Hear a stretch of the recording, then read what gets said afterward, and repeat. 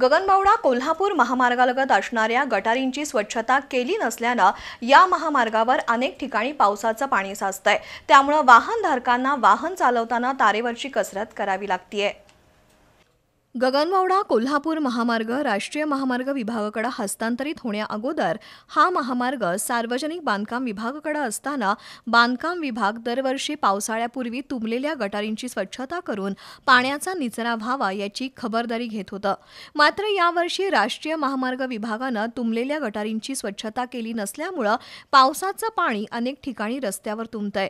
गगनबावडा तालुक्यात गगनबावडा कोल्हापूर महामार्गालगत असणाऱ्या गटारींमध्ये झाडं पाणी गवत वाढलं असून या गटारी गाळाने भरल्या आहेत।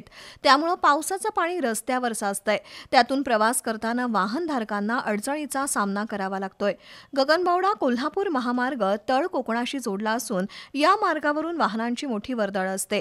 त्यामुळे राष्ट्रीय महामार्ग विभागाने गाळाने तुंबलेल्या गटारींची स्वच्छता करून पाण्याचा निचरा होण्यासाठी प्रयत्न करावेत अशी मागणी वाहनधारकातून होतीये।